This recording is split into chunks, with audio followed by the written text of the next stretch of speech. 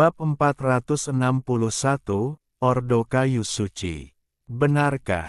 Tanya Simu, pikirannya berkecamuk. Ketika jiwa sisa kera putih dari tongkat pembalik langit memberinya token, token itu menyebutkan bahwa token itu tidak memerlukan jaminan, tetapi tidak menjelaskan secara rinci apa yang dimaksud dengan jaminan itu. Sebaiknya ia memanfaatkan kesempatan ini untuk bertanya. Haha, rekan Taois Si, silakan duduk di aula samping sebentar. Saya akan segera kembali. Penjaga toko Parubaya, Huang Zhen, mempersilakan Simu duduk di aula samping dan segera keluar.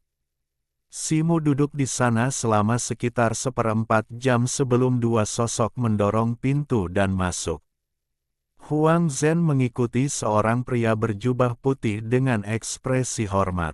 Pria itu tampak hanya beberapa tahun lebih tua dari Simu, tetapi indera spiritual Simu memindainya, tetapi ia tidak dapat mendeteksi tingkat kultivasi spesifiknya.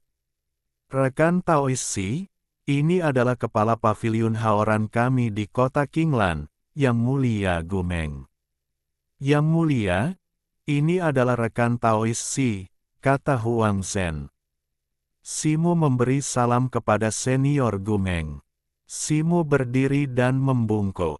Oh, jadi kau ingin berpartisipasi dalam pemilihan masuk tanah suci Qinglan, tapi kau butuh penjamin, kan? Yang Mulia Gumeng melirik Simu dan berkata, "Ya," kata Simu. "Dilihat dari tingkat kultivasimu, kau baru di tingkat bumi awal. Namun, ki dan darahmu kuat, kemungkinan karena berlatih beberapa teknik penguatan fisik." Yang Mulia Gumeng memandang Simu dan berkata, "Senior, ketajaman matamu memang seperti yang diharapkan." Simu agak terkejut, tetapi ekspresinya tetap tidak berubah. "Aku Paviliun Haoran, sebuah bisnis, jadi kau bisa tenang. Selama kau mampu membayar harganya, aku bisa menjamin kau akan berhasil terdaftar dalam pemilihan. Namun, aku harus memperingatkanmu, meskipun kekuatanmu cukup sebanding dengan tingkat kultivasimu, ada banyak tokoh tangguh dalam pemilihan ini, dan bahkan ada yang mampu menantang para kultivator alam surgawi dengan kultivasi tingkat bumi. Peluangmu untuk lolos pemilihan ini sangat tipis," kata Yang Mulia Gumeng sambil menatap Simu. "Terima kasih sudah mengingatkan, senior, tapi aku juga punya alasan sendiri untuk berpartisipasi dalam pemilihan ini," kata Simu tegas. "Oh, kalau kau punya motif lain, itu lain lagi. Karena kau begitu ngotot, ceritakan padaku tentang asal-usulmu dan token pemandumu untuk diperiksa." Melihat ini, Yang Mulia Gumeng tidak berkata apa-apa lagi dan duduk di hadapan Simu. "Aku lahir di bintang Laut Biru. Aku tidak punya murid atau sekte, dan aku sendirian." Simu menjelaskan asal-usulnya dan mengeluarkan token pemandu yang diberikan oleh kera hijau. Yang Mulia Gumeng mengambil token itu, meliriknya, dan terkejut. Kemudian, saat membaliknya, ekspresinya tiba-tiba berubah. Di sampingnya, penjaga toko Parubaya Huang Zhen juga tampak terkejut. "Senior, apakah ada yang salah dengan token pemandu ini?" Simu menyadari perubahan ekspresinya dan bertanya dengan tergesa-gesa. Yang Mulia Gumeng melirik Simu dengan tatapan aneh. Ia mengembalikan token itu kepada Simu dan berkata, "Karena rekan Daois Si memiliki token kayu suci, mengapa repot-repot menggoda kami?" "Apa itu token kayu suci? Beraninya aku menggoda senior Gumeng?" tanya Simu dengan tatapan bingung. Yang Mulia Gumeng, rekan Daois Si baru saja tiba di kota Qinglan dan belum sepenuhnya memahami proses seleksi masuk tanah suci Qinglan.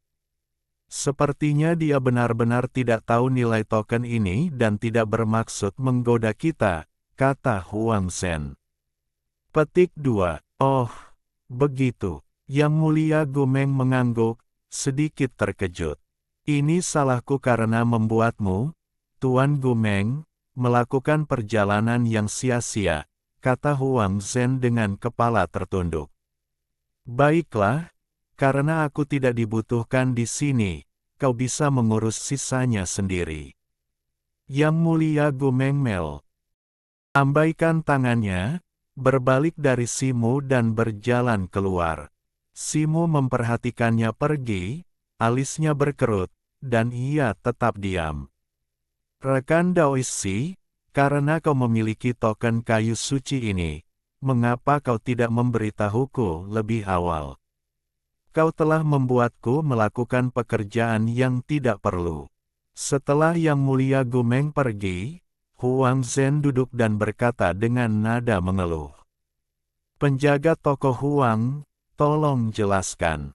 Apa istimewanya token saya? Tanya Simu.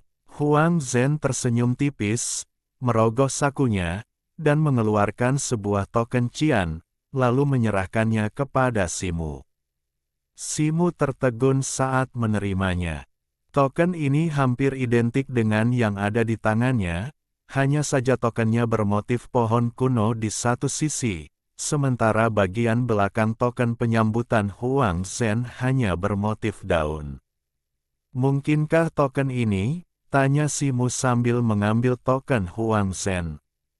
Ya, ini token penyambutan biasa, sedangkan yang ada di tangan rekan Daoishi adalah token kayu suci, kata Huang Zhen. Oh, apa bedanya? Tanya Simu sambil mengembalikan token itu kepada Huang Zhen. Tidak banyak perbedaannya, kecuali token kayu suci Anda jauh lebih langka. Tanah Suci Qinglan hanya memberikan token ini kepada mereka yang memiliki hubungan dekat dengan Tanah Suci. Pemegang token ini memiliki keuntungan signifikan dalam proses seleksi masuk. Yang terpenting, mereka tidak memerlukan penjamin. Jangan remehkan kebutuhan akan penjamin, hal ini saja seringkali membuat puluhan ribu orang enggan.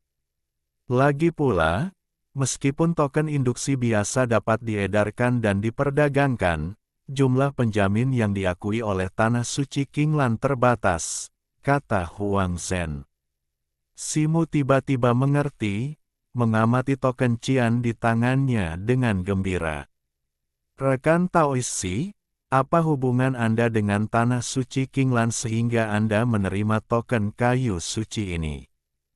Huang Zhen ragu sejenak, lalu bertanya. Saya hanya seorang kultivator biasa. Bagaimana mungkin saya seberuntung ini terhubung dengan Tanah Suci Qinglan? Token ini diberikan kepada saya oleh seorang senior tingkat surgawi. Mungkin senior itu memiliki hubungan dengan Tanah Suci Qinglan, kata Simu. Begitu, Huang Zhen mengangguk. Karena tidak membutuhkan penjamin, Simu tidak berlama-lama dan segera pergi. Ia baru saja meninggalkan paviliun Haoran ketika Cair terbang entah dari mana. Situ, kenapa kau lama sekali? Apa kau sudah tahu semuanya? Tanya Cair. Simu mengangguk, melambaikan tangan, dan memanggil perahu terbang bersayap hijaunya, menuju jauh ke dalam kota Qinglan. Kota itu begitu luas sehingga berjalan dari timur ke barat akan memakan waktu hampir seharian, jadi terbang pun diizinkan. Di suatu tempat di pusat kota Qinglan berdiri sebuah aula besar yang dibentuk oleh 5 pohon raksasa yang saling terhubung. Disinilah pendaftaran untuk pemilihan masuk berlangsung. Di sekeliling aula terdapat sebuah alun-alun yang sangat luas, kini dipenuhi oleh berbagai macam orang. Dari langit di sekitar mereka, berkas cahaya terus turun. Seberkas cahaya hijau turun ke alun-alun, menampakkan sosok Simu. Wow, banyak sekali orang. Seru Cair terkejut melihat alun-alun itu. Simu melihat sekeliling. Alun-alun itu penuh sesak dengan orang-orang, membuat ruangan yang tadinya luas tampak sangat ramai. Sekilas, mayoritas kerumunan terdiri dari iblis dan pemuda dari ras alien yang tampak aneh. Manusia sangat langka, dan karena ukuran mereka tampak kecil di samping manusia. Mereka yang tiba di sini semuanya sangat terampil, sebagian besar berada di tingkat bumi tengah, sementara mereka yang berada di tahap awal dan akhir relatif jarang. Melihat manusia ini, iblis-iblis di sekitarnya menunjukkan ekspresi jijik dan mengejek. Hei, lihat, ternyata ada manusia yang ingin berpartisipasi dalam pemilihan masuk. Mereka benar-benar tidak tahu batas. Haha, kau baru di Earth Rank awal dan berani mendaftar. Kau benar-benar minta umur panjang. Mereka akan mati, kenapa repot-repot menghentikan mereka? Serangkaian suara sarkastis terdengar dari sekeliling, menunjuk Simu. Cair geram dan hendak membalas ketika Simu menangkapnya. Mereka sudah menutup mulut, biarkan saja mereka bicara, kata Simu, berjalan menuju aula tengah.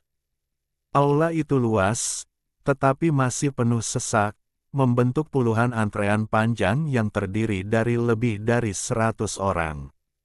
Di depan antrean terdapat deretan meja batu, masing-masing ditempati oleh seseorang yang mengenakan jubah cian bersulam pohon raksasa. Simu melihat sekeliling lalu berhenti di belakang sekelompok kecil orang. Saat ia berjalan, ia melihat orang-orang bergerak di antara kerumunan di alun-alun aula dan di dalam, terus-menerus bertanya dengan suara pelan, sementara yang lain mendekat dan memulai percakapan. Setelah merenung sejenak, ia mengerti. Mereka yang berkelok-kelok di antara kerumunan bertanya kepada orang lain apakah mereka bersedia menyerahkan token penerimaan mereka, sementara mereka yang mendekati mereka mencoba membelinya dengan uang mereka sendiri. Maaf, penjamin Anda tidak memenuhi syarat. Kami tidak dapat mendaftarkan Anda, kata seorang pria parubaya dari Tanah Suci Kingland, sambil mengembalikan token kepada seorang pemuda iblis berjubah kuning di depan sekelompok orang di sebelah Simu. Penjamin saya adalah tetua Muze dari perkumpulan Lin Jiu Kongsing. Ia telah mencapai tahap surgawi awal. Mengapa ia tidak memenuhi syarat? Tanya pemuda iblis berjubah kuning itu dengan sedikit marah. Petik 2. Tetua Muze ini baru-baru ini melakukan pelanggaran keji, mengutuk manusia dan dewa. Ia telah dikeluarkan dari perkumpulan Lin. Reputasinya di Tanah Suci telah jatuh ke dasar peringkat D. Jaminannya tidak sah, kata pria parubaya itu dengan tenang. Pemuda iblis berjubah kuning itu membeku, seolah ingin mengatakan sesuatu lagi. Pergilah ke samping dan istirahatlah. Jangan ganggu orang-orang di belakangmu yang sedang mendaftar. Berikutnya, kata pria parubaya itu dengan tidak sabar sebelum pemuda iblis berjubah kuning itu sempat berbicara. Dua penjaga berbaju zirah hijau muncul dari aula, memancarkan aura yang luar biasa di puncak peringkat bumi. Mereka mengapit iblis berjubah kuning, satu di setiap sisi. Tuan, tolong, kata salah satu penjaga berbaju zirah hijau. Pemuda iblis itu melirik pria parubaya di balik meja batu dengan kesal, tetapi akhirnya, karena tidak berani membuat masalah, ia pun keluar. Simu mengangkat alis, menggelengkan kepala, dan mengalihkan pandangannya. Seiring berjalannya waktu, orang-orang di depan antrean panjang itu perlahan-lahan pergi. Banyak di antaranya dikeluarkan karena penjamin yang tidak mencukupi. Di belakang, banyak yang bergabung, membuat antrean semakin panjang. Setelah menunggu hampir 1 jam, Si Mu akhirnya sampai di depan antrean, hanya sekitar selusin orang dari meja batu. Situ, lihat ke sana. Pada saat itu, tatapan bosan Keir melirik ke sekeliling, lalu tiba-tiba berbicara, tatapannya menatap keluar aula. Si Mu mengikuti tatapan Keir dan sedikit terkejut. 4 atau 5 iblis berambut merah kini telah memasuki aula. Salah satunya adalah iblis muda berambut merah dari luar gerbang kota. Sebagian besar orang di sekitarnya telah terlihat di gerbang kota, tetapi sekarang ada seorang gadis berjubah merah. Wanita ini memiliki fitur wajah yang indah, rambut merahnya tergerai lembut di belakang kepalanya. Merah di matanya jauh lebih redup daripada yang lain. Sebuah kristal biru berbentuk tetesan air mata menempel di dahinya. Meskipun dia mengenakan jubah longgar, sosoknya masih biasa saja. Mata Si Mu berkedip. Dari sedikit orang, wanita ini memiliki tingkat kultivasi tertinggi, sudah berada di tahap bumi akhir, tidak jauh dari puncak. Bab 462 Malai. Seperti yang diharapkan, kelompok itu menuju ke arah kelompok Si Mu dan melewatinya. Mereka berhenti di depannya, seorang iblis berambut merah yang kekar. Melihat pendatang baru itu, wajah iblis berambut merah itu berseri-seri gembira, dan ia bertukar beberapa patah kata dengan pelan, yang jelas-jelas seorang kenalan. Tindakan menyerobot antrean ini tentu saja memancing amarah orang-orang yang mengantre di belakangnya, yang semuanya tampak curiga, tetapi entah karena kultivasi gadis berambut merah itu atau status keluarganya, mereka memilih untuk tetap diam. Tak tahu malu, gumam Keir pelan. Pemuda iblis di depan tiba-tiba berbalik, telinganya berkedut. Melihat Si Mu dan Keir di bahunya, matanya berkilat marah, dan cahaya merah tua memancar dari tubuhnya. Pertarungan pribadi dilarang di kota ini. Pelanggar akan diusir dan dilarang masuk selama 100 tahun. Seorang penjaga berbaju zirah hijau muncul di hadapan pemuda iblis itu dengan aura seperti hantu, berbicara dengan dingin.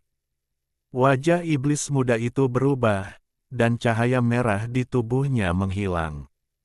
Maaf, aku tidak bermaksud membuat masalah.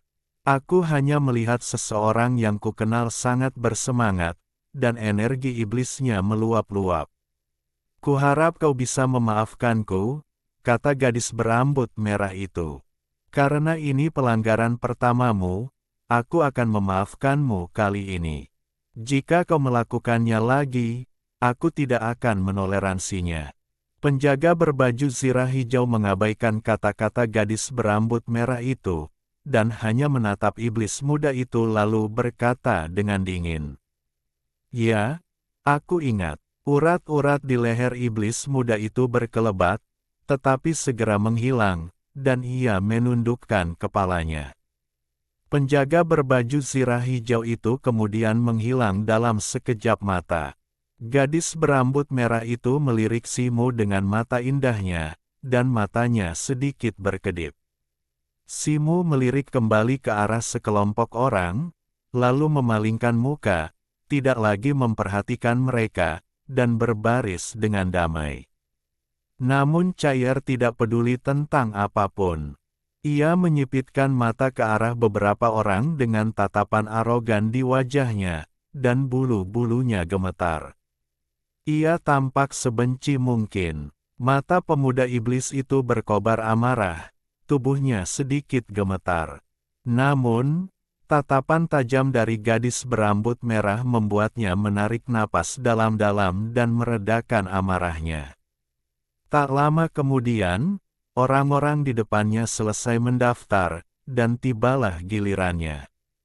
Penanggung jawab pendaftaran adalah seorang wanita muda berbaju hijau. Ia memiliki fitur wajah yang halus, tahi lalat hitam kecil di sudut mulutnya, dan tampak agak ceria dan menawan. Manusia, gadis berbaju hijau itu melirik Simu dari atas ke bawah, alisnya berkerut. Saya Simu, mendaftar untuk pertemuan ini, kata Simu.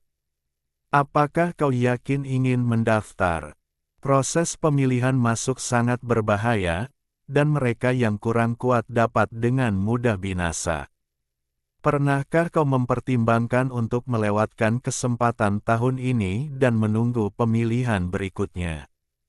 Gadis berbaju hijau itu ragu-ragu, lalu berbicara.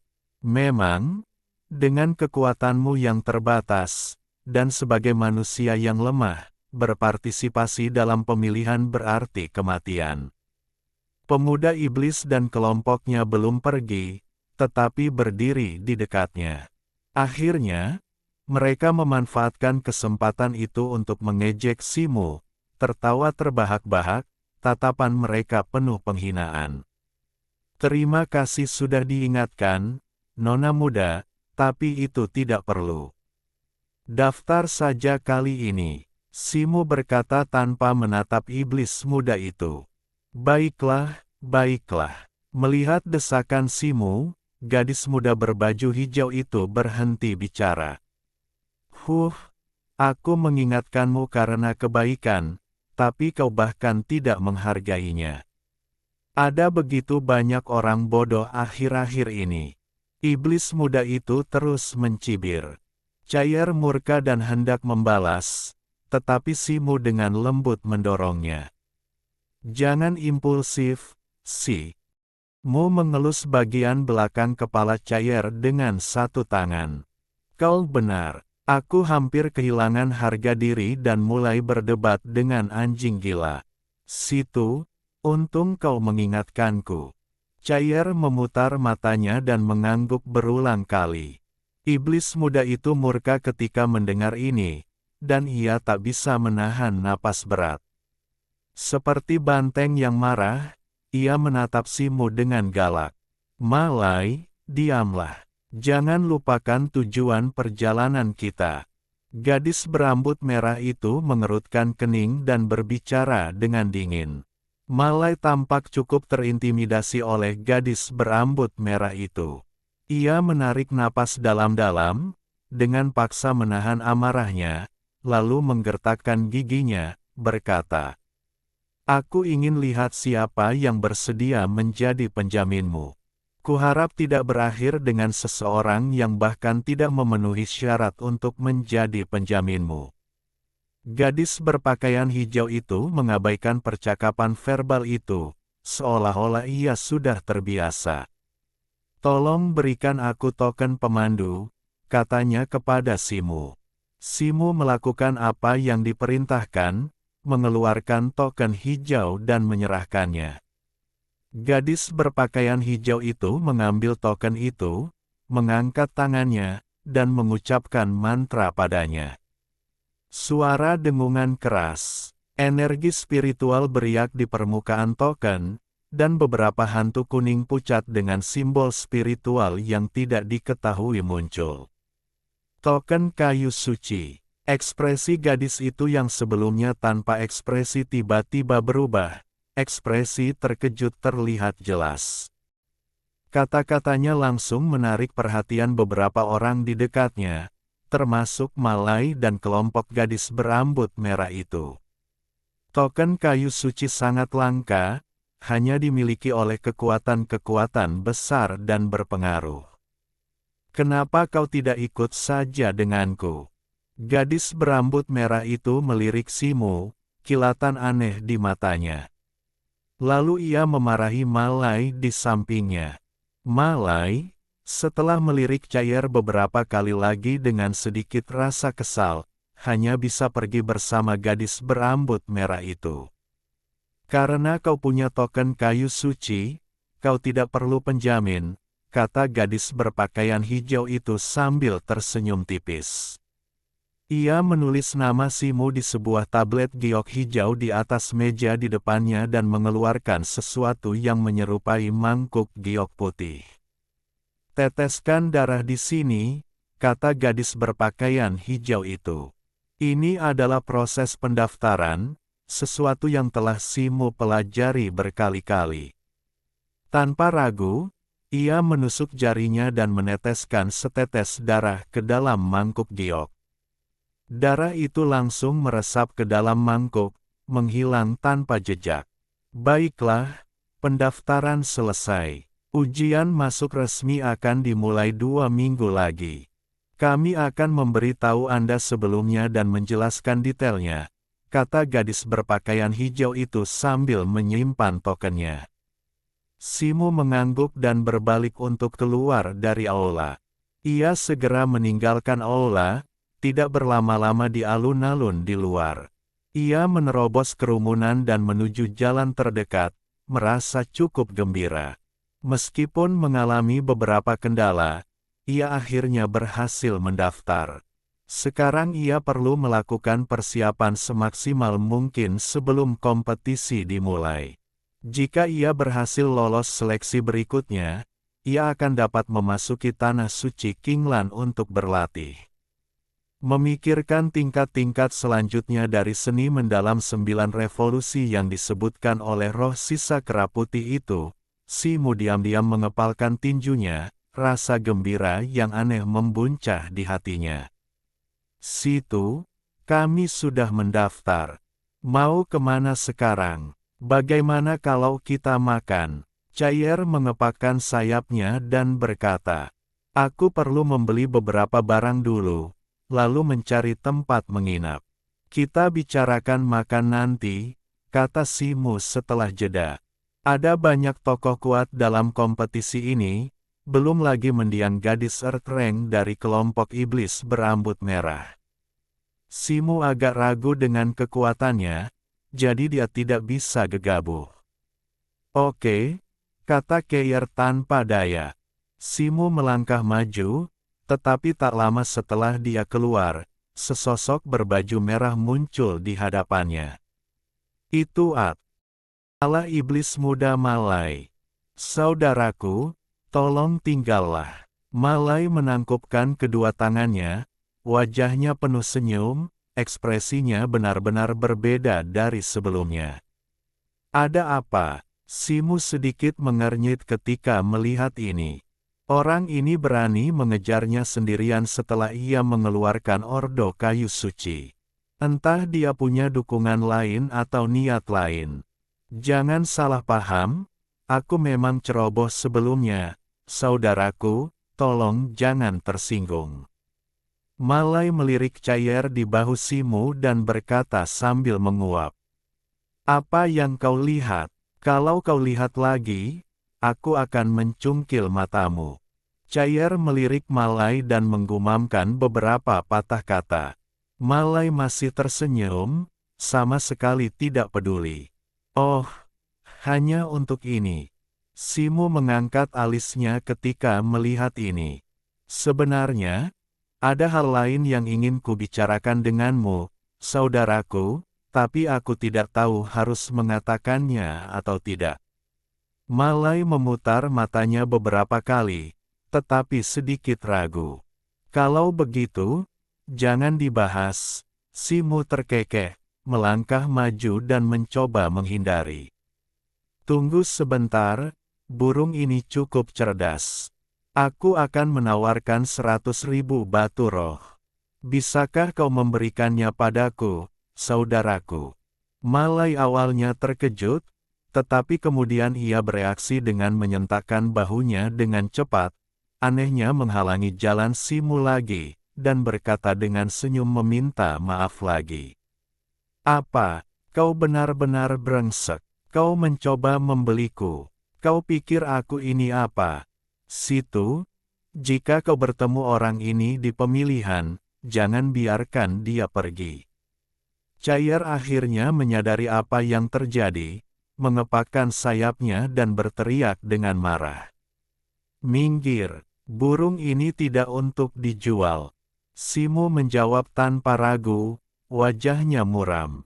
Kali ini, suara berderak seperti petasan meletus dari tubuhnya, dan ia tiba-tiba membesar, menerjang langsung ke arah Malai. Wajah Malai berubah, dan, mengingat Simu yang menunjukkan token kayu suci sebelumnya, ia hampir secara naluriah mundur 2 langkah. Simu melesatkan embusan angin, melesat melewatinya bagai makhluk humanoid ganas, menghilang tanpa menoleh ke belakang. Malai memperhatikan sosok Simu yang menjauh, tangannya mengepal. Ekspresinya berubah antara gelap dan cerah. Setelah jeda yang lama, ia menghentakkan kaki dan berbisik dengan keras. Aku tidak salah. Burung ini jelas salah satunya. Aku bertekad untuk mendapatkannya, dan tak seorang pun akan menghentikanku. Waktu berlalu begitu cepat, dan setengah bulan telah berlalu. Seleksi masuk Tanah Suci Qinglan akhirnya dimulai. Simu tiba pagi-pagi sekali, sesuai pemberitahuan, di lokasi ujian, sebuah ruang terbuka yang luas di hutan di luar kota Qinglan. Setibanya di sana, Simu mendapati ribuan pendaftar dari berbagai ras telah berkumpul, dan masih banyak lagi yang berdatangan. Simu melihat sekeliling dan mendapati bahwa para peserta sebagian besar masih iblis dan ras lain, dengan sangat sedikit manusia. Sesekali, beberapa yang menyerupai manusia terlihat, meskipun dengan sedikit perbedaan bentuk tubuh, warna kulit, dan warna rambut. Kebanyakan ras alien datang ke sini berkelompok, beberapa dalam kelompok kecil berisi 3 atau 5 orang, yang lain dalam kelompok sekitar belasan. Simu, sendirian, tampak agak tidak biasa. Hei, sudah dengar, jumlah peserta dalam uji coba rekrutmen Tanah Suci Qinglan ini telah melampaui 30.000. Itu peningkatan 30% dari 2 sesi sebelumnya, kata seorang alien muda berkepala macan tutul dan bertubuh manusia kepada rekannya di belakang Simu. Itu tidak mengejutkan. Ini adalah acara besar yang hanya terjadi 10 tahun sekali. Kekuatan apapun dengan kekuatan dan latar belakang tertentu secara alami akan mencoba terlibat. Lagi pula, mendapatkan lebih banyak pengalaman meningkatkan peluang keberhasilan. Tetapi setiap kali, ada orang-orang yang bodoh dan terburu-buru masuk untuk mati sia-sia, kata rekan pria itu. Hehe, itu benar. Lihat, ada anak manusia di sana juga yang mencoba peruntungannya. Dengan itu, alien berkepala macan tutul itu mengulurkan tangan seperti cakar dan menunjuk ke arah Simu tanpa ragu. Bab 463, Air, Langit, dan Pegunungan Hijau. Simu tidak terlalu peduli dengan apa yang dipikirkan orang luar, dan cair sudah dimasukkan ke dalam kantong binatang roh di pinggangnya. Mengingat kepribadiannya, dia mungkin tergoda untuk membuat masalah lagi. Dia menerobos kerumunan yang ramai dan segera tiba sekitar 3 meter dari pohon kuno raksasa di tengah lapangan. Meskipun kerumunan ramai, area luas tetap kosong di depan pohon. Sebuah panggung melingkar, yang tampaknya terbuat dari kayu khusus, berdiri di sana. Dibandingkan dengan pepohonan di sekitarnya, pohon di depannya tidak terlalu tinggi, tetapi tingginya sekitar 3 atau 400 kaki. Seluruh tubuhnya berwarna ungu, batangnya sangat tebal, berdiri tegak seperti menara ungu yang menjulang tinggi, menjulang ke langit. Dari cabang-cabangnya, sulur-sulur yang tak terhitung jumlahnya menjalar turun seperti air terjun, jatuh langsung ke tanah. Simu, yang terpesona oleh pertumbuhan pohon yang aneh, mengaktifkan penglihatan spiritualnya. Saat cahaya keemasan bersinar di matanya, pohon ungu raksasa itu tiba-tiba tampak dekat. Garis-garis halus pada kulit pohon menjadi sangat jelas, dan bahkan aliran kecil energi spiritual pun terlihat mengalir dari tanah melalui sulur-sulurnya.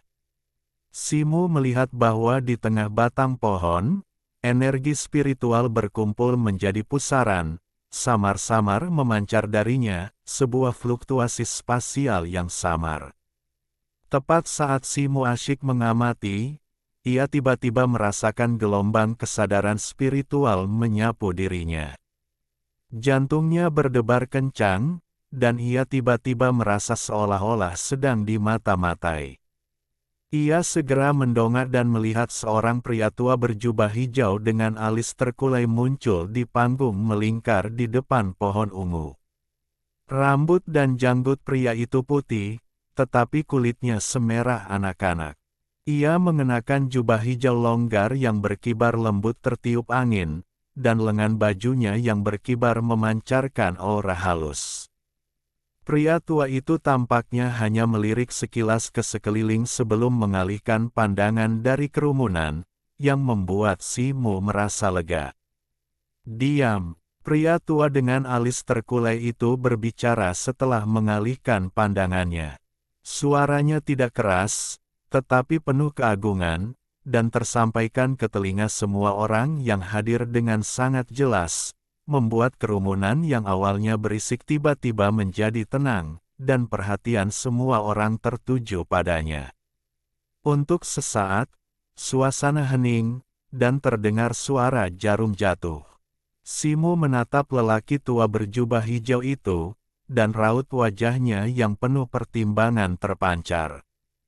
Lelaki tua itu tampak persis seperti manusia, dan auranya tersembunyi, tetapi Simu masih samar-samar dapat merasakan aura iblis yang samar darinya.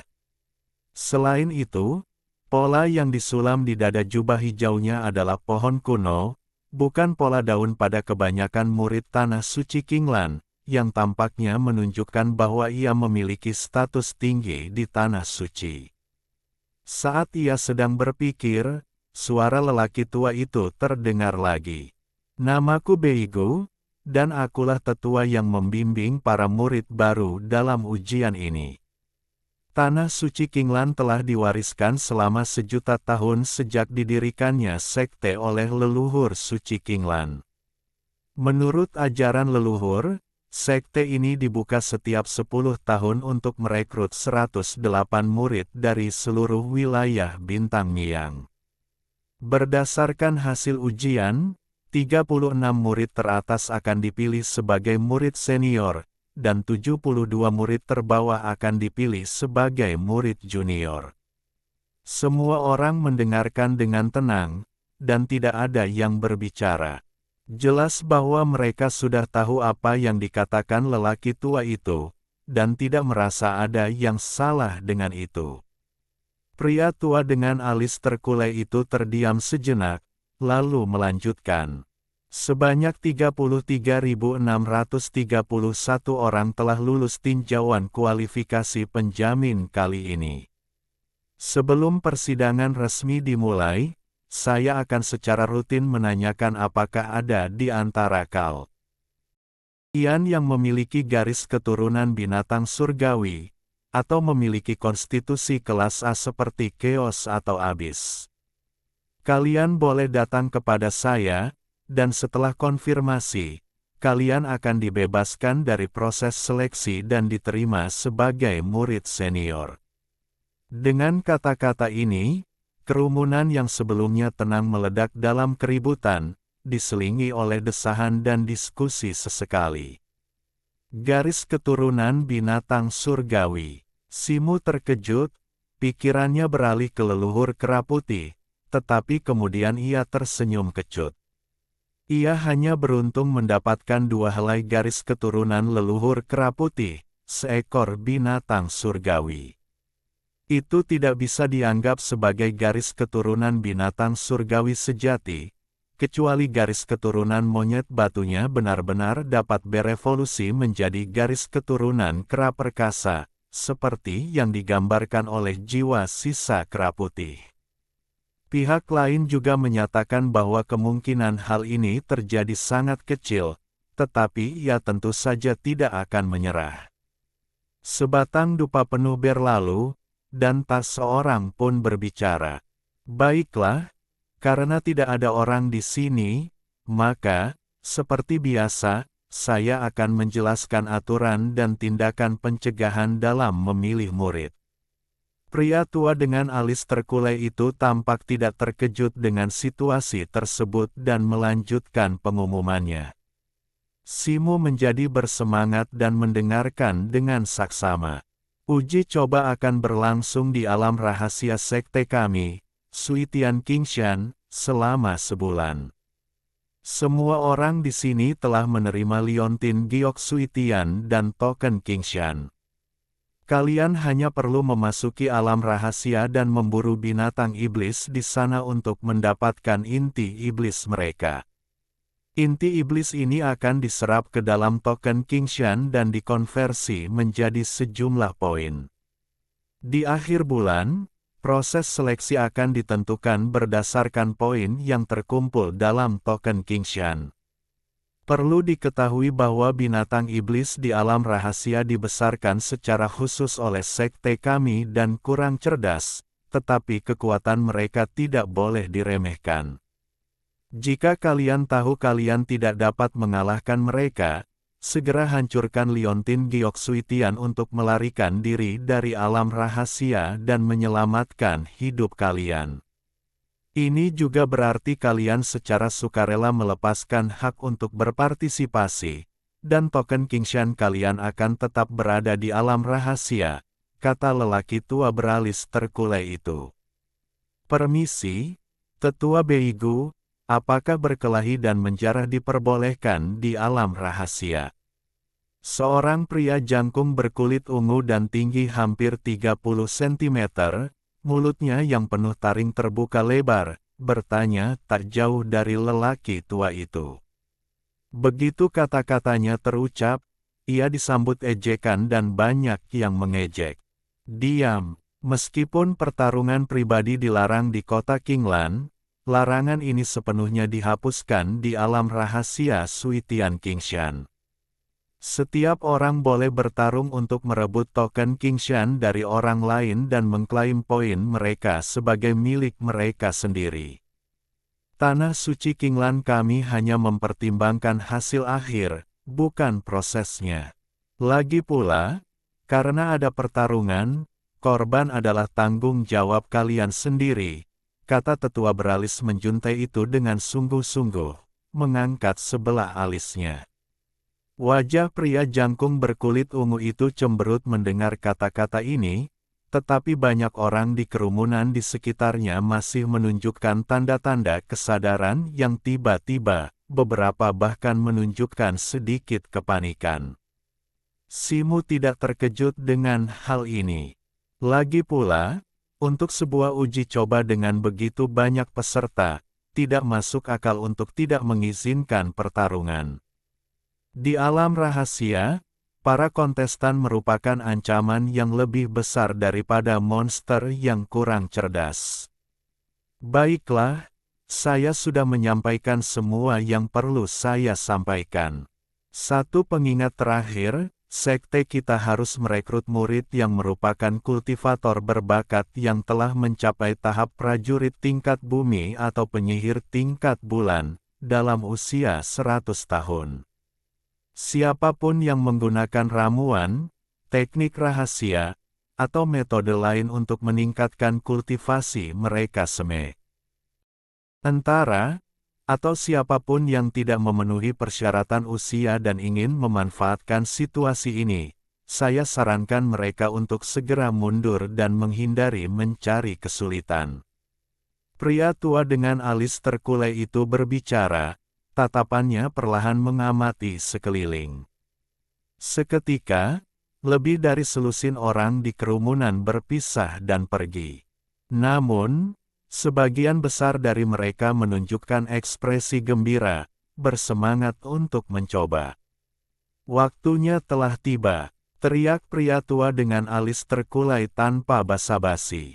Setelah itu, ia tiba-tiba melayang ke udara, berbalik, dan menghadap pohon ungu kuno, yang menjulang setinggi 3 atau 400 kaki.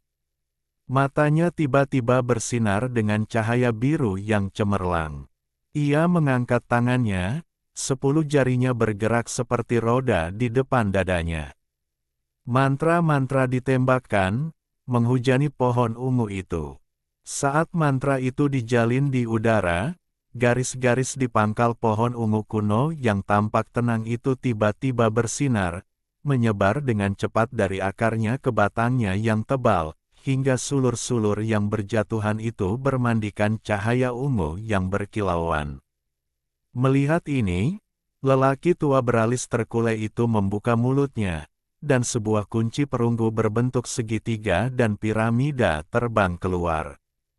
Kunci itu perlahan melayang di atas kepala lelaki tua itu, memancarkan semburan cahaya ungu sebelum berubah menjadi seberkas cahaya ungu yang melesat ke pohon ungu raksasa di belakangnya dan menghilang. Terdengar dengungan, disertai gelombang energi spiritual yang kuat, dan sulur-sulur ungu yang berjatuhan itu perlahan berputar, menjadi kabur dan akhirnya menghilang, membentuk pusaran ungu yang sangat besar. Fluktuasi spasial yang tiba-tiba mengguncang pusat pusaran, dan permukaan pohon ungu raksasa itu terdistorsi dan kabur, sebelum sebuah portal spasial raksasa tiba-tiba muncul, menutupi hampir seluruh batang pohon. Bagian dalam portal itu kabur, dan fluktuasi spasial yang kuat terpancar darinya. "Masuk!" Pria tua beralis terkulai itu berteriak, dan suara udara yang pecah bergema di sekitar mereka. Ribuan sosok bergegas maju, bergegas menuju portal spasial yang luas. Begitu mereka menyentuh portal raksasa itu, mereka lenyap seperti setetes air di lautan, lenyap dalam sekejap. Kemudian, beberapa jeritan terdengar. 7 atau 8 orang, begitu mereka memasuki portal, diselimuti bola cahaya ungu, lalu meledak menjadi awan darah. Mata Simo berkilat keemasan saat ia mengamati pemandangan itu, gelombang kengerian memenuhi hatinya. Jelas, orang-orang ini adalah orang-orang yang disebutkan oleh pria tua beralis terkulai itu, mereka yang telah menggunakan teknik esoterik untuk meningkatkan ranah mereka, berharap untuk menyusup ke alam rahasia. Namun, mereka terpukul oleh serangan balik dari batasan alam rahasia dan tewas di pintu masuk, nasib mereka tragis. Raungan berdenyut puluhan ribu orang yang melonjak di udara, bersama dengan suara dengungan yang bergema di angkasa, dengan cepat membungkam jeritan itu. Kerumunan yang tersisa terus berdatangan ke portal spasial.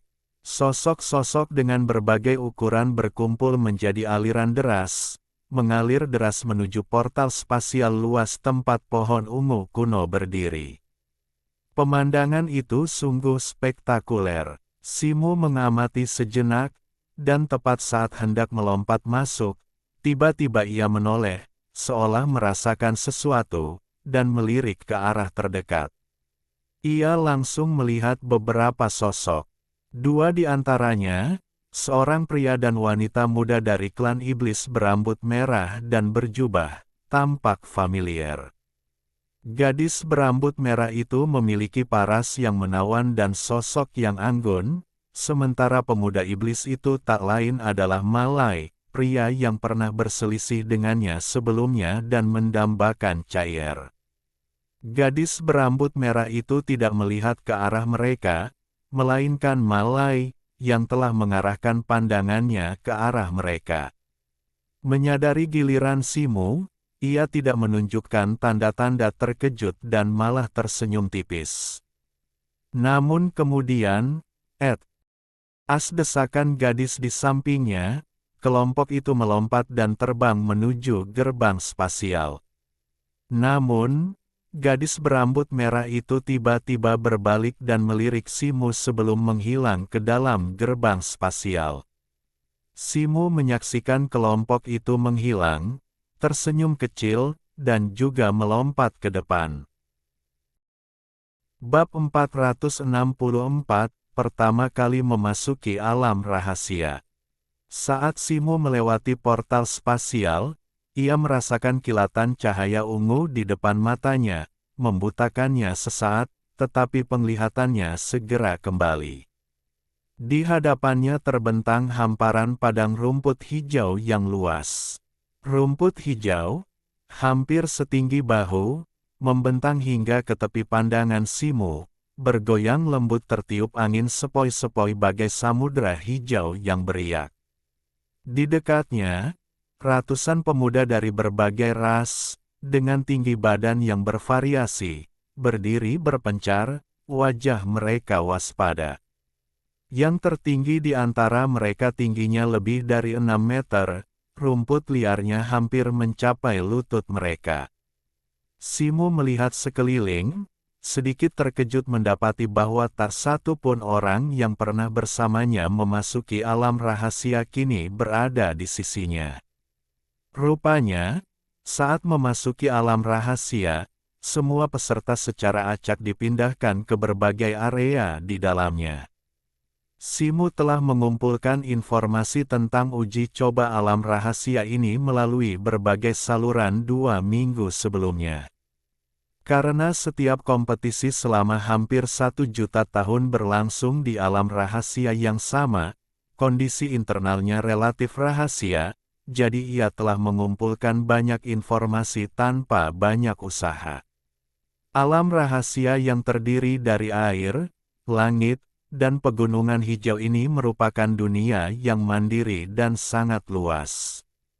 Meskipun berita yang beredar di luar terutama berkaitan dengan wilayah terluar, kedalaman alam tersebut sebagian besar masih belum diketahui. Namun, satu hal yang pasti, semakin dekat ke pusat alam, semakin kuat makhluk iblis penghuninya, dan semakin besar pula bahayanya. Wilayah terluar alam rahasia secara kasar dibagi menjadi 10 zona, yang secara kolektif dikenal sebagai 10 arah. Masing-masing dari 10 zona ini sangat luas, dengan topografi yang berbeda-beda. Beberapa terdiri dari gurun pasir kuning yang luas, yang lain hutan berbatu, dan yang lainnya rawa-rawa yang membentang ribuan mil. Simu dan rekan-rekannya berada di padang rumput yang masih asli. Makhluk iblis di dalam 10 arah sebagian besar adalah bawaan, dengan sedikit yang berada di tingkat bumi. Tingkat tertinggi hanya berada di tingkat bumi awal, sehingga relatif aman bagi murid dari semua ras yang masuk. Saat Simu mengamati sekelilingnya, fluktuasi spasial terus naik dan turun, setiap kali memindahkan seseorang. Namun, frekuensinya semakin berkurang seiring berjalannya waktu. Setelah sekitar setengah batang dupa, fluktuasi spasial akhirnya berhenti. Selama waktu ini, orang-orang perlahan-lahan pergi. Sementara semua orang saling waspada, tidak ada konflik yang terjadi. Simu mengerti bahwa ini karena mereka baru saja memasuki alam rahasia, dan token semua orang berada di titik nol. Tentu saja, tidak ada yang akan terlibat dalam pertarungan yang sia-sia saat ini, itu akan membuang-buang waktu.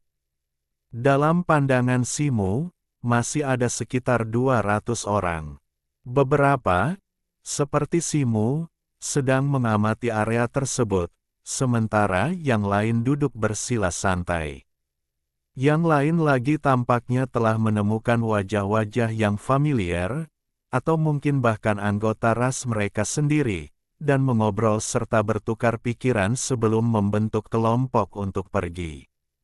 Setelah mengamati, Simu menemukan bahwa orang-orang ini hampir semuanya adalah iblis. Termasuk dirinya sendiri, hanya ada 3 manusia. Salah satu pemuda manusia berdiri 100 kaki di timur laut Simu. Dia memiliki fitur wajah yang teratur dan ekspresi yang tenang. Rambutnya diikat menjadi sanggul, dengan 2 helai rambut menjuntai di dadanya. Ia mengenakan jubah putih bulan dan berjalan perlahan, sikapnya tenang dan kalem, tampak luar biasa anggun dan tenteram. Yang menarik perhatian Simu adalah pemuda anggun itu sama sekali tidak memancarkan aura, dan bahkan dengan indera kedewaannya, ia tidak dapat melihat tingkat kultivasinya. Saat ia merenungkan hal ini, pemuda itu tiba-tiba berbalik dan berjalan menuju jauh ke padang rumput. Simu memperhatikan sosok yang menjauh itu, matanya sedikit menyipit. "Kakak, apakah kau juga dari Durin?" Saat itu, sebuah suara renyah tiba-tiba bergema dari belakangnya. Simu berbalik kaget dan melihat seorang gadis manusia, sekitar 8 atau 9 tahun, berdiri di hadapannya. Gadis itu berambut ungu pendek, dikepang menjadi 2 kuncir yang menjuntai lurus ke udara. Kulitnya sangat cerah, tetapi pipinya pucat, tanpa banyak warna. Ia mengenakan jaket pendek berwarna zamrud, dan seluruh tubuhnya tampak sangat bersemangat, membangkitkan rasa sayang. Simu menatap gadis kecil itu, terkejut bahwa di usia semuda itu, ia telah mencapai tahap awal Earth Rank. "Bukan, aku bukan dari Dulin," jawab Simu sambil tersenyum. "Namaku Ziling, aku dari Dulin, dan aku manusia," gadis kecil itu memperkenalkan dirinya. "Simu, aku dari Laut Biru," kata Simu. "Jadi, kakak Si, senang bertemu denganmu," seru gadis kecil itu dengan senyum manis. "Ziling, berapa umurmu? Kenapa kau di sini di usia semuda ini?" Simu tak kuasa menahan diri untuk bertanya. "Aku datang ke sini atas inisiatifku sendiri. Aku bertekad untuk bergabung dengan Tanah Suci Kinglan," kata Ziling serius sebelum Simu sempat menyelesaikannya. Begitu, Simu mengangguk, tetapi tidak berkata apa-apa lagi. "Apakah ini pertama kalinya kau di alam rahasia ini, kakak Si?" tanya Ziling. "Benar," Simu sedikit terkejut, lalu mengangguk. "Kakak Si, jangan remehkan usiaku, aku tahu cukup banyak tentang tempat ini," kata Ziling sambil tersenyum. "Oh, jadi seberapa banyak yang kau ketahui tentang binatang iblis di sini?" tanya Simu, mengangkat sebelah alis. "Yah, ku dengar binatang iblis di sini terlihat sangat berbeda dari yang ada di planet Lingsing kita. Perbedaan terbesarnya adalah binatang iblis ini dapat memadatkan inti iblis," kata Ziling. "Aku ingin tahu apa inti iblis ini," tanya Simu. "Konon, inti iblis adalah inti dari kultivasi binatang iblis, dan umumnya hanya ditemukan pada mereka yang berada di level bawahan atau di atasnya. Banyak inti binatang iblis dapat digunakan untuk memurnikan ramuan dan jimat, dan bahkan beberapa inti iblis tingkat tinggi dapat digunakan untuk memurnikan artefak spiritual." Tanya Ziling. "Bagaimana inti iblis bisa begitu berguna? Bukankah sangat merugikan bagi Tanah Suci Kinglan untuk membiarkan begitu banyak murid memasuki alam rahasia setiap 10 tahun dan membasmi binatang iblis yang telah mereka pelihara dengan susah payah?" Simu bingung. Tanah Suci Kinglan sangat pintar. Token Kingshan yang mereka berikan kepada kita adalah perangkat penyimpanan khusus.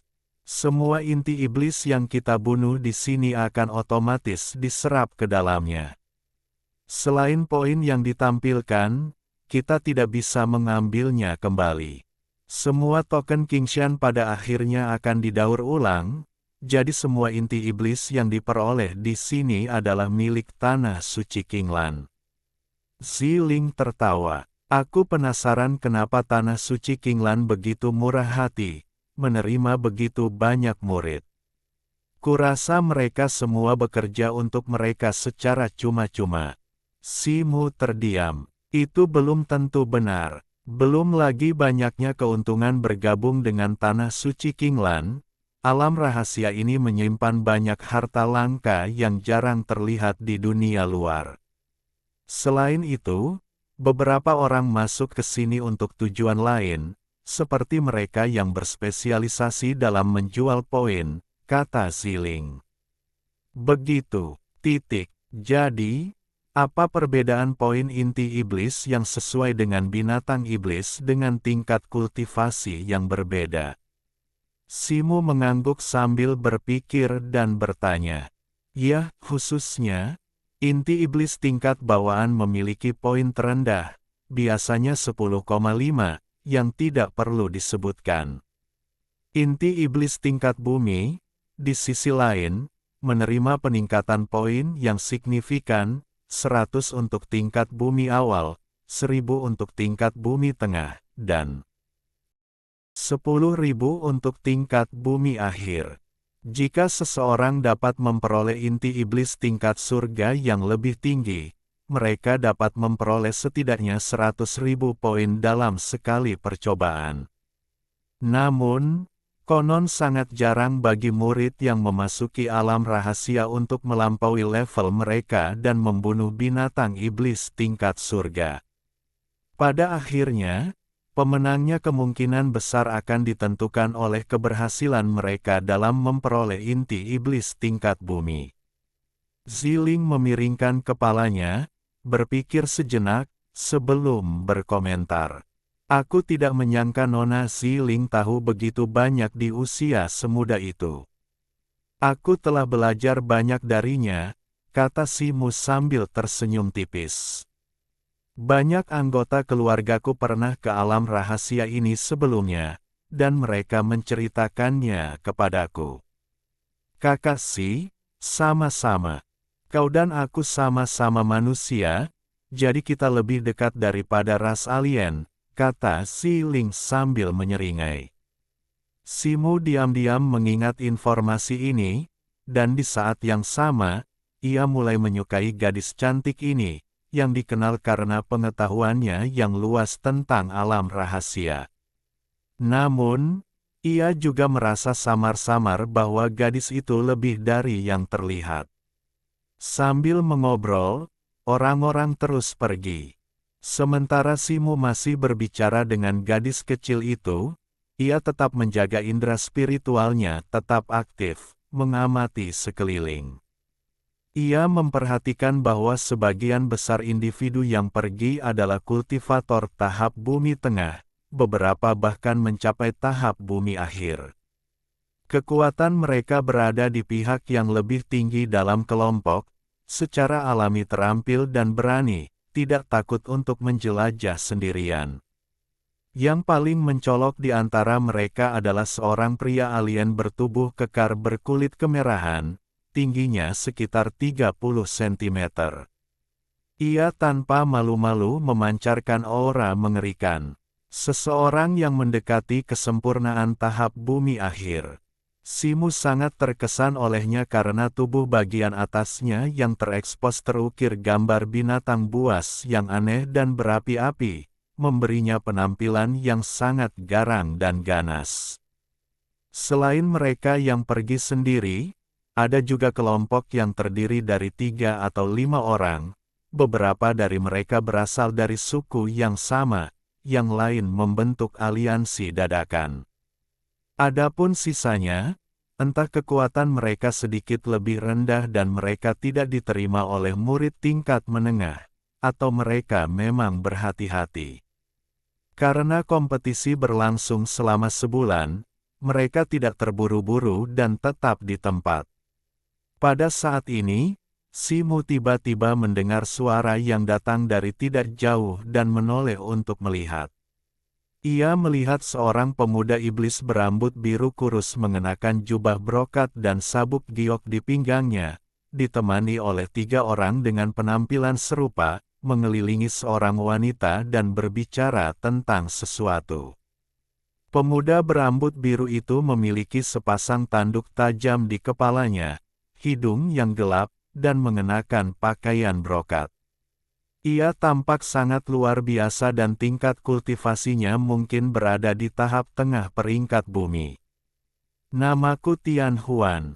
Ngomong-ngomong soal dunia rahasia ini, perjalanannya cukup berisiko. Bagaimana kalau kau ikut dengan kami agar kita bisa saling menjaga? Tanya pemuda berambut biru itu. Orang yang ingin ditaklukkan pria berambut biru itu adalah seorang gadis berkulit putih dan berambut biru. Penampilannya tidak berbeda dengan manusia, bahkan lebih halus daripada kebanyakan. Telinganya yang runcing tersembunyi di balik rambutnya, hidungnya sedikit terangkat, dan bibirnya sedikit mengerucut. Namun, wajahnya, yang seharusnya halus dan cantik, kini tertutupi lapisan es. Kurung buka titik kurung tutup. Bab 465, ekor kecil. Tidak perlu. Aku sudah terbiasa sendirian, jawab wanita berambut cian itu dingin, bahkan tanpa melirik Tian Huan. Tian Huan membuka mulut untuk mengatakan sesuatu lagi, tetapi wanita berambut cian itu bahkan tidak berhenti, langsung pergi. Kehadiran wanita itu di hadapan Simu memang singkat, tetapi ia meninggalkan kesan yang mendalam. Bukan karena kecantikannya yang memikat, melainkan karena ia adalah prajurit tingkat bumi awal pertama yang pergi sendirian. Kau tidak tahu apa yang baik untukmu. Gumam Tian Huan pelan sambil memperhatikan sosok anggunnya yang mundur. Ia berbalik, melirik ke sekeliling dengan acuh tak acuh, dan pergi bersama 3 orang di belakangnya. Setelah beberapa orang ini pergi, yang lain pergi berdua-dua atau bertiga, hanya menyisakan sekitar 20 orang, kebanyakan dari mereka berada di tingkat-tingkat bumi awal. Saat itu, sebuah suara tiba-tiba terdengar. Rekan-rekan Taois, namaku Ji Jiang. Ada yang ingin kubicarakan denganmu. Simu, agak terkejut, mengikuti rombongan lainnya ke arah mereka.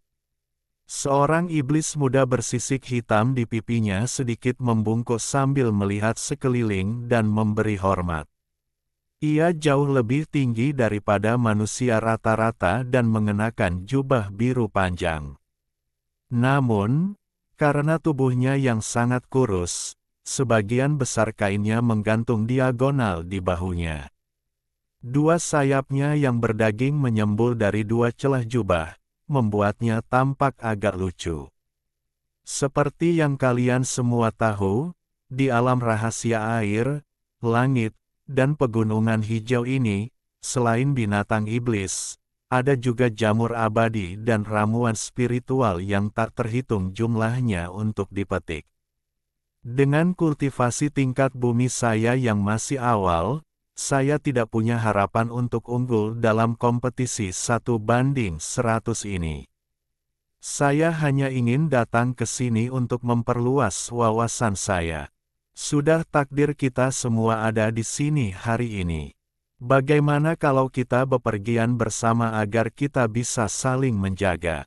Bagaimana menurutmu? Pemuda kurus yang menyebut dirinya Ji Jiang itu berbicara dengan fasih. Bepergian bersama itu mudah, tetapi jika kita membunuh binatang iblis, inti iblis siapa yang akan didapatkannya? Ji Jiang bertanya segera setelah ia selesai berbicara, dan diskusi yang riuh pun terjadi. Alam rahasia itu penuh bahaya. Jika kau pergi sendirian, tak hanya akan sulit berburu monster iblis yang kuat, tapi kau juga akan mudah menjadi incaran monster iblis dan tim lain.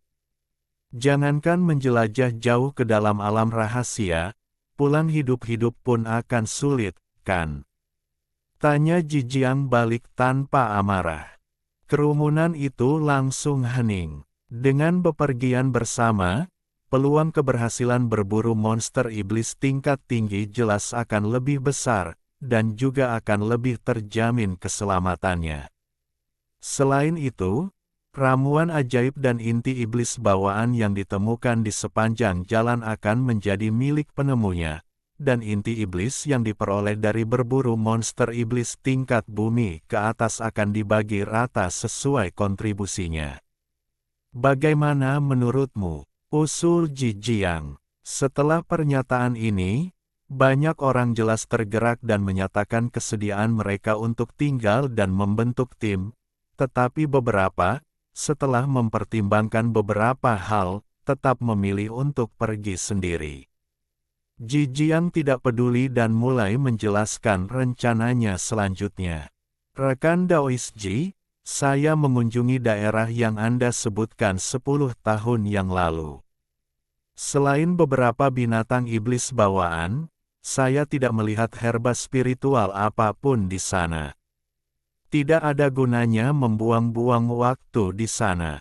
Jijiang sedang berbicara dengan penuh semangat ketika seorang pria berjanggut berkulit ungu dan berpupil vertikal di dahinya tiba-tiba menyela. Rekan Daois, daerah ini tidak terlalu berharga, tetapi ini adalah cara tercepat untuk mencapai kedalaman alam rahasia. Menurut informasi yang telah saya kumpulkan dengan susah payah, ada habitat bagi binatang iblis tingkat bumi di sana, dan hanya sedikit orang yang mengetahuinya. Kita semua bisa bekerja sama dan memburu mereka sepuasnya, jelas Jijiang. Pria berjanggut itu mengangguk penuh pertimbangan setelah mendengar penjelasan Jijiang.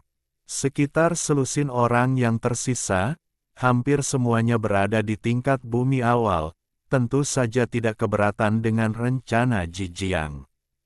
Setelah menyelesaikan persiapannya, Jijiang memperhatikan Simu dan Ziling, yang berdiri di pinggiran.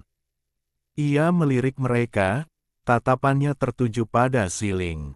Nona muda, menurutku, kau seharusnya tidak bergabung dengan kami, kata Jijiang terus terang. Rekan Daois Ji, Nona Ziling ini bersamaku, kata Simu sambil mengangkat alis. Yah, maafkan keterus-teranganku, tapi gadis kecil ini aslinya manusia, dan tubuhnya memang lemah. Dilihat dari kekuatannya, dia baru saja mencapai tingkat bumi, dan auranya tidak stabil. Bergabung dengan kami hanya akan menjadi beban, dan aku khawatir tidak ada yang akan setuju. Setelah itu, ia mengalihkan pandangannya ke arah kelompok yang bersiap untuk pergi. Saudara Ji benar, kita tidak ingin beban seperti itu datang. Dia tidak hanya akan menderita, tetapi dia juga akan menjadi beban bagi orang lain. Tidak, beban hanya akan merugikan diri kita sendiri dan orang lain. Petik 2. Petik 2. Begini, rekan Daois, bukannya aku tidak ingin gadis kecil ini bergabung, hanya saja tidak ada yang mau dibebani olehnya, kata Jijiang dengan pura-pura malu, sambil merentangkan tangannya. Simu menatap Ziling, yang tersenyum tipis, tampak tidak terpengaruh. Baiklah, biarkan Ziling bergabung. Aku akan menjaga keselamatannya, jadi Taois lainnya tidak perlu khawatir, kata Simu dengan tenang. Aku tidak usil, tapi Taois, kau benar-benar tidak perlu. Taois, tidak perlu bicara lagi. Aku sudah memutuskan. Jijiang ingin membujuk Simu lagi, tetapi ia menepisnya. Melihat sikap tegas Simu, Jijiang tidak berkata apa-apa lagi. Ia tidak pernah terlalu optimis terhadap Simu sebagai manusia. Dengan sepatah kata, terserah kau, ia berjalan kembali ke kerumunan. Saudara Si, kau baik sekali. Terima kasih. Ziling menarik ujung baju Simu dan membisikkan ucapan terima kasih. Bukan apa-apa. Sebagai manusia, kau dan aku seharusnya lebih bersatu. Mulai sekarang, ikuti saja aku dengan saksama. Selama kau tidak meninggalkan area 10 penjuru langit dan bumi ini, aku akan melakukan yang terbaik untuk melindungimu, kata Simu. Baik, Ziling mengangguk penuh semangat. Ia sebenarnya tidak harus bergabung dengan kelompok itu, tetapi karena mengetahui beberapa dari mereka pernah ke alam rahasia sebelumnya, ia memutuskan untuk mengikuti mereka dan membiasakan diri dengan area tersebut sebelum membuat rencana apapun. Sedangkan Ziling, meskipun mereka berdua manusia, ia juga sangat menawan, membuatnya sulit baginya untuk memendam rasa tidak suka. Ia merasa yakin bahwa selama mereka tinggal di wilayah terluar ini, mereka tidak akan menghadapi masalah besar, mengingat ia adalah seorang kultivator tingkat bumi awal sejati. Setelah menentukan rute, kelompok itu, yang dipimpin oleh Ji Jiang dan pria berjanggut, menuju lebih dalam ke padang rumput.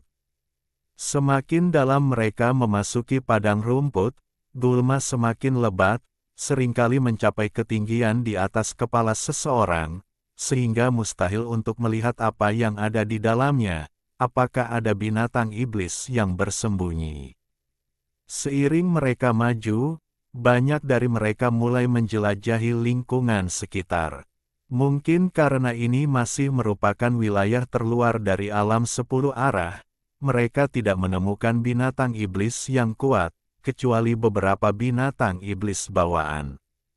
Akibatnya, apa yang disebut harta karun alam juga sulit ditemukan. Simu dan Ziling berjalan berdampingan di ujung rombongan, sesekali mengobrol, seolah-olah dengan santai. Tak lama kemudian, Simu melambaikan tangan dan melepaskan mantra, ia mendarat di kantong jiwa binatang abu-abu di pinggangnya. Dengan kilatan cahaya, Keir terbang keluar dari kantong jiwa binatang, berputar-putar di udara sejenak. Oh, situ, akhirnya kau memikirkanku. Aku sampai sesak napas. Wow, udara di sini segar sekali. Teriak Keir kegirangan, dan banyak orang di depan menoleh ke arahnya. Turun, jangan main-main. Simu mengerutkan kening, menyampaikan pesannya melalui telepati. Cair dengan enggan turun, mendarat di bahu Simu. Wow, burung beo yang cantik sekali. Kakak Si, apakah itu hewan peliharaanmu? Sangat menggemaskan. Mata Ziling berbinar saat ia menatap Cair. Itu Cair, dan aku yang membesarkannya. Tapi dia bukan hewan peliharaanku, dia temanku, seru Simu. Benar, situ dan aku setara. Seru Cair, kepalanya terangkat tinggi. Semakin Ziling mengamati Cair, semakin ia menyukainya. Dengan lambaian tangannya, cahaya lembut yang berkilauan terbang keluar, menyelimuti Cair dan dengan lembut menariknya ke dalam pelukannya. Seorang penyihir, mata Simu bergerak, meskipun Cair tampak remeh, dia sangat pintar, mustahil ditangkap dengan cara biasa. Namun, sihir yang dilepaskan gadis kecil ini begitu saja membuat Cair tak berdaya, jelas menunjukkan keahliannya yang luar biasa. Pengungkapan ini membuat Simu menatap gadis itu lekat-lekat, tetapi ia tidak berkata apa-apa. Ziling memeluk Keir, mengusap-usap wajah mungilnya ke bulu-bulunya dengan penuh kasih sayang. Hei, hei, gadis kecil, berhentilah meneteskan air liur di bulu-bulu indahku.